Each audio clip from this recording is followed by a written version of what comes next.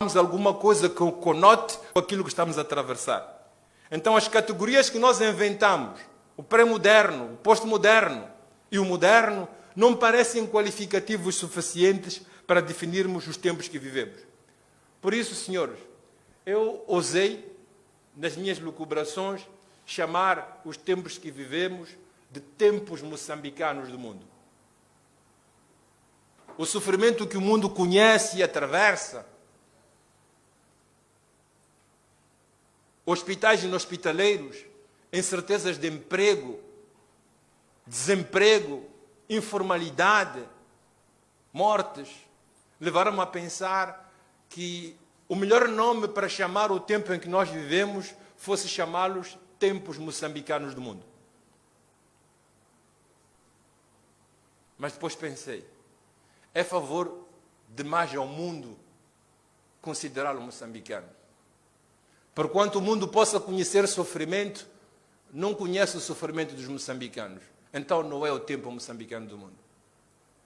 O mundo não sabe o que é ter catástrofes naturais 50, 60 anos durante, com chuvas ou com cheias, a cada estação que passa.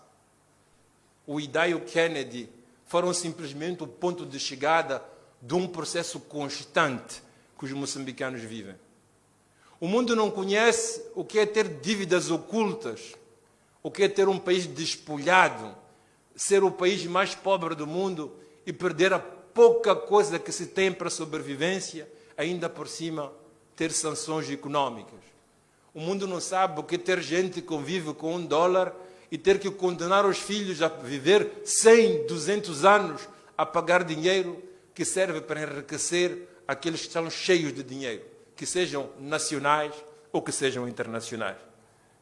O mundo não sabe o que é viver na pós-política e em cada eleição voltar a conflitos, voltar a roubos, porque a política deixou de ser o lugar onde decidimos as nossas vidas e futuros, mas tornou-se o lugar através da qual nos posicionamos para aumentarmos as nossas riquezas, porque a política é o lugar de posicionamento para todas as boladas e manipulações para um enriquecimento suplementar daqueles que já são ricos.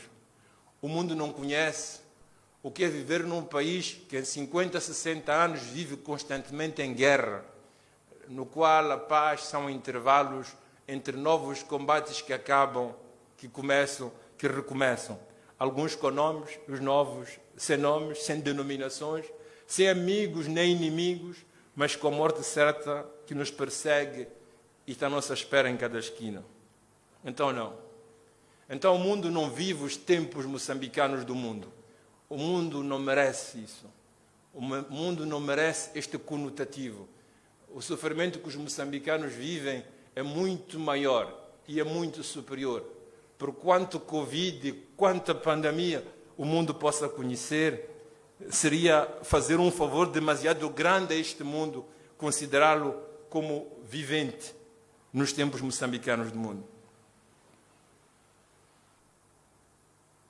Voltei atrás e tentei ver quais são os elementos que conotam os tempos do Covid-19. O Covid-19 quer dizer distanciamento social, quer dizer hospitais inhospitaleiros, quer dizer perda de emprego, quer dizer incerteza do futuro e quer dizer morte. O Covid-19 quer dizer líderes políticos que lideram a política dos próprios países, mais preocupados com o bolso deles e dos pequenos grupos dos quais são os membros do que a comunidade inteira que se elegeu. Quando eu pensava nisto, me dizia, mas quando a gente abre um livro de ciência política ou de relações internacionais, estes são os conotativos da África.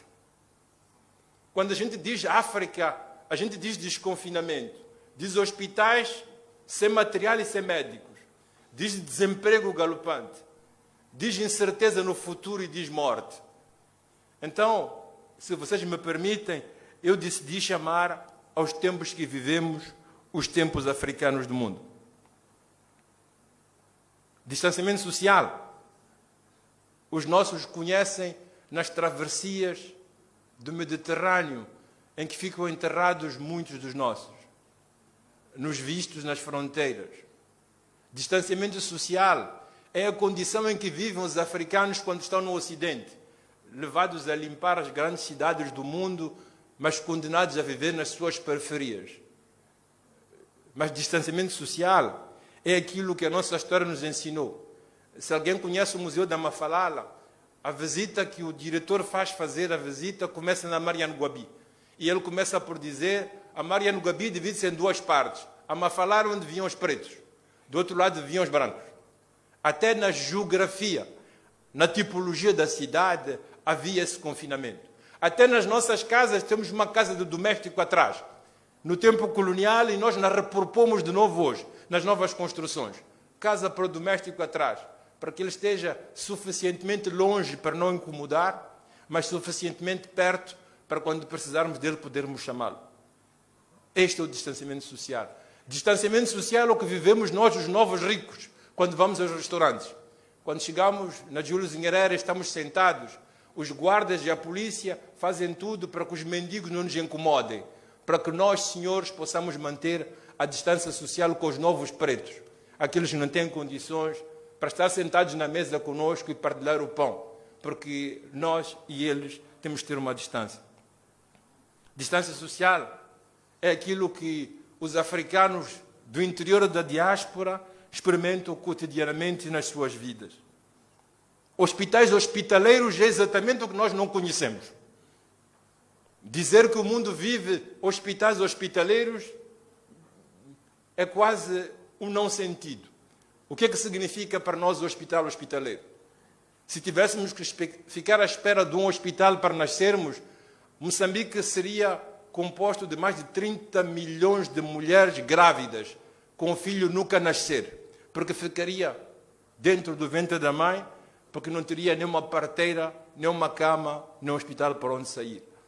Se nós não transgredíssemos com as nossas práticas, se nós seguíssemos a autorização da OMS, ainda hoje não teríamos os nossos xaropes, as nossas cacanas, para poder fazer frente à vida. Emprego. Nós temos um eufemismo. Em Moçambique dizemos que 90% dos nossos trabalhadores são informais, para não dizer que não têm trabalho. Não digo 5%, digo 90%. Mais de 90% dos moçambicanos são trabalhadores informais.